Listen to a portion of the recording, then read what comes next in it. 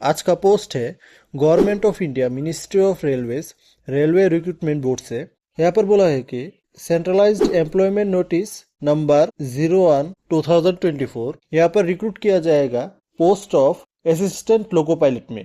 यहाँ पर कुछ इंपॉर्टेंट डेज बोला है कि जैसे ओपनिंग डेट ऑफ एप्लीकेशन बोला है कि 20 जनवरी 2024। फिर closing date for submission of application बोला है कि 19 फरवरी 2024। और यहाँ पर डेट्स फॉर मॉडिफिकेशन विंडो और correction in application form with payment of modification fee बोला है 20 फरवरी से 29 फरवरी तक किया जा सकता है। यहाँ पर पोस्ट का नाम है असिस्टेंट लोको पायलट ALP।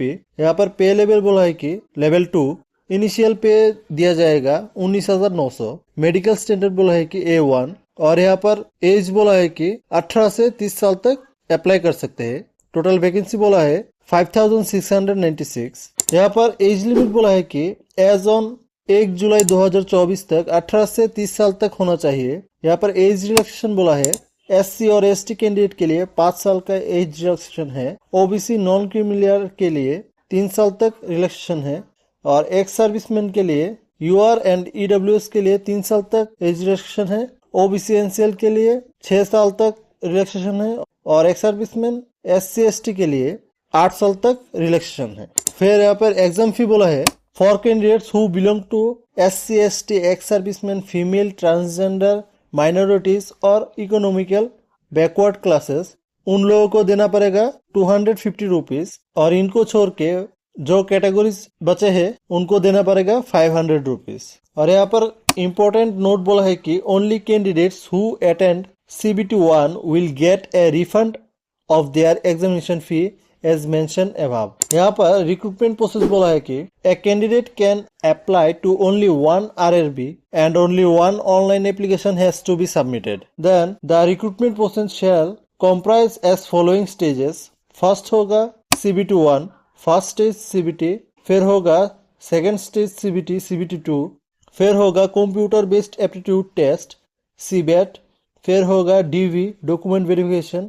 फिर होगा ME मेडिकल एग्जामिनेशन। यहाँ पर फर्स्ट स्टेज CBT1 पैटर्न और सिलेबस जान लेते हैं।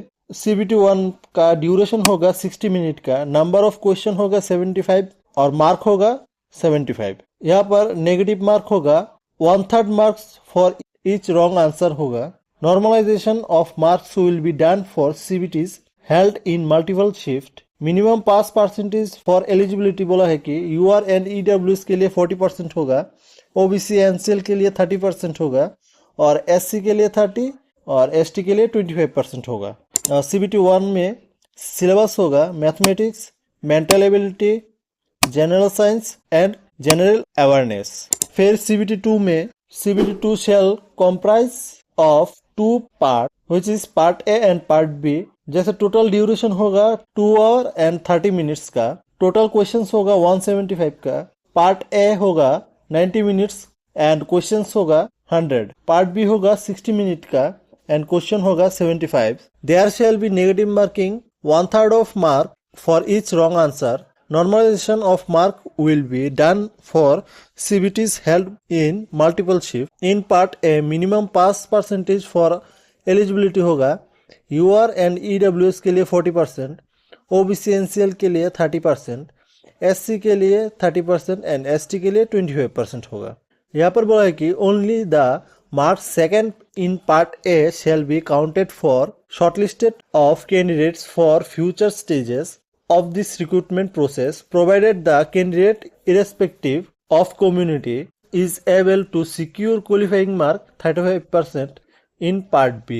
यहाँ पर सिलेबस फॉर पार्ट A में होगा mathematics, general intelligence and reasoning, basic science and engineering. फिर पार्ट B में होगा क्वालिफिकेशन परसेंटेज होगा 35% for all candidates irrespective category and या फिर कम्युनिटी। यहाँ पर पार्ट B में होगा क्वालिफाइंग टेस्ट जैसे electrical engineering and combination of various streams of electrical engineering. उन लोगों के लिए पार्ट B में एग्जाम होगा electrician, instrument mechanic, wireman, amateur and coil vendor, refrigeration and air conditioning mechanic. फिर electronics engineering and combination of various stream of electronics engineering के लिए होगा electronics mechanic, mechanic radio and TV.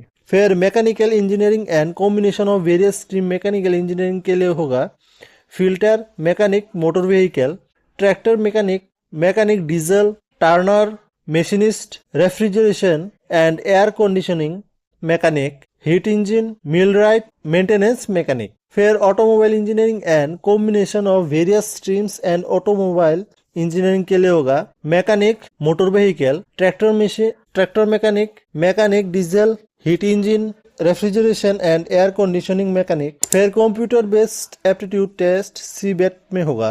इसके लिए आपको for information of CBAT candidate are advise to check the following website link of RDSO।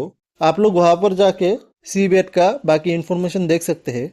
फिर document verification होगा, document में यह आप लोग देख लेना। फिर यहाँ पर website of RRBs participating in CEN 1 2024, यहाँ पर सब स्टेट का RRB वेबसाइट है, आप लोग यहाँ से देख सकते हैं। फिर यहाँ पर abbreviation used in this CN, यहाँ पर कुछ दिया गया है, आप लोग देख लेना। फिर यहाँ पर असिस्टेंट लोको पायलट पोस्ट के लिए क्या क्वालिफिकेशन चाहिए देख लेते हैं। यहाँ पर नेम ऑफ पोस्ट बोला है कि assistant loco pilot, level in 7th PC, second बोला है, पे बोला है 19,900, मेडिकल स्टैंडर्ड बोला है A1। फिर यहाँ पर मिनिमम एजुकेशन क्वालिफिकेशन चाहिए, मेट्रिकुलेशन या फिर SSLC plus ITI from recognised institute of NCVT या फिर SCVT in the trades of fitter, electrician, instrument mechanic, millwright या फिर maintenance mechanic, mechanic radio and TV, electronic mechanic, mechanic motor vehicle, wireman, tractor mechanic, armature and coil winder, mechanic diesel, heat engine, turner, machinist, refrigeration and air conditioning mechanic, और matriculation या फिर SSLC plus course completed eight apprenticeship in the trades mentioned above, और matriculation या फिर SSLC plus 3 year diploma in mechanical, electrical, electronics, automobile engineering, और combination of various streams of this engineering disciplines from the recognized institute in LIUT of ITU। यहाँ पर एक important note बोला है कि degree in the engineering disciplines as above will also be acceptable in LIUE of diploma in engineering। फिर यहाँ पर zone wise vacancy details दे दिया गया है, आप लोग देख लेना कौन सी स्टेट में किस जोन पे कितना वैकेंसीज है। अगर आपको इस पोस्ट के बारे में अच्छी तरह से जानना है तो मैं वीडियो के डिस्क्रिप्शन में लिंक दे दूंगा, उसमें जाके आप देख सकते हैं।